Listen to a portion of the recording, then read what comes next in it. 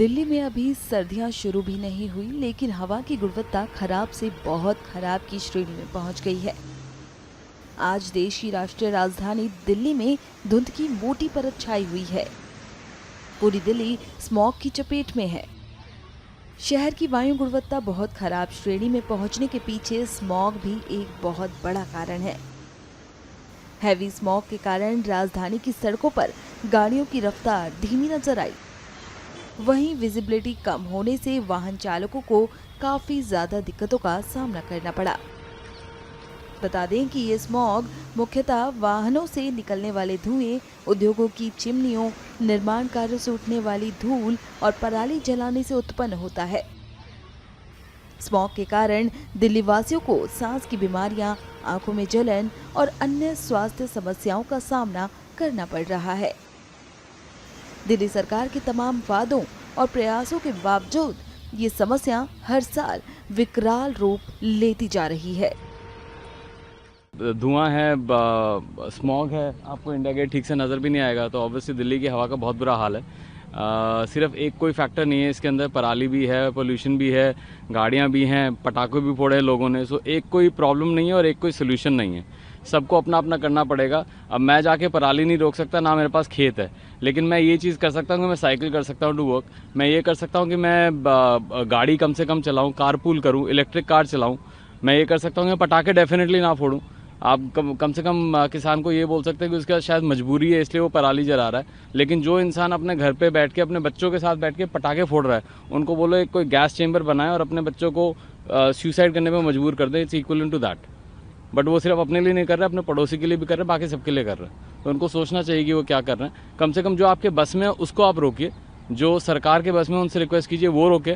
अपने जो रिप्रेजेंटेटिव है, चाहे एमएलए है, चाहे एमपी है, चाहे एमसीडी के काउंसलर्स हैं, उनको बोलिए चीज़ें करें।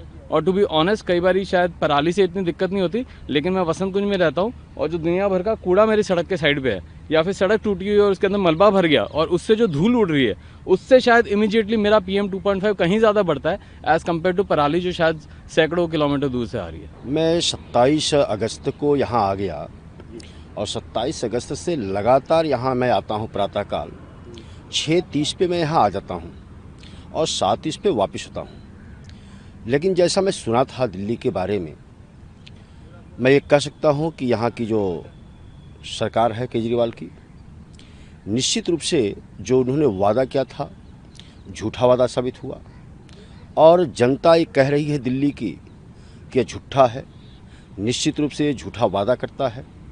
कहाँ बनाया था कि हम दुनिया में सबसे अच्छा बनाएंगे, देश में अच्छा बनाएंगे, लेकिन इतनी गंदगी है, सड़कें टूटी हुई हैं। और मैं तो कभी कभी जब शहर में घूमता हूँ तो नाक को बंद करके, आप देख रहे हैं कि मैं मास्क लगा के आया हूँ। मास्क लगाने का कारण ही यही है कि जैसे ही मैं प्रातःकाल आता हूँ तो जितना प्रदूषण है, यानी यहाँ पे इतने अच्छे स्थान पर अगर प्रदूषण है और मास्क लगाना पड़ रहा है, तो आप गलियों में जाएंगे, देखेंगे, कूड़ा देखेंगे, तो लगेगा कि वास्तव में बदतर स्थिति है। जनता बेहाल है, इनके झूठे वादे को समझ चुकी है।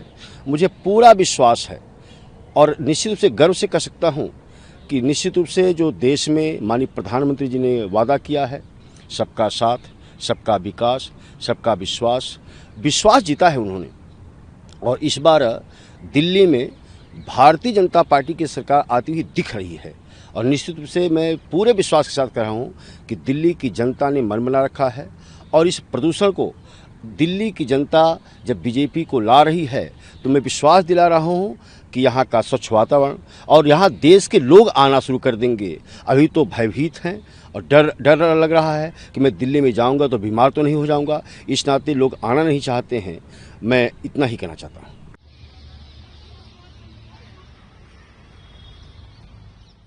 न्यूज नेशन अब व्हाट्सएप पर खबरों के ताजा अपडेट के लिए न्यूज नेशन के इस QR कोड को स्कैन करें।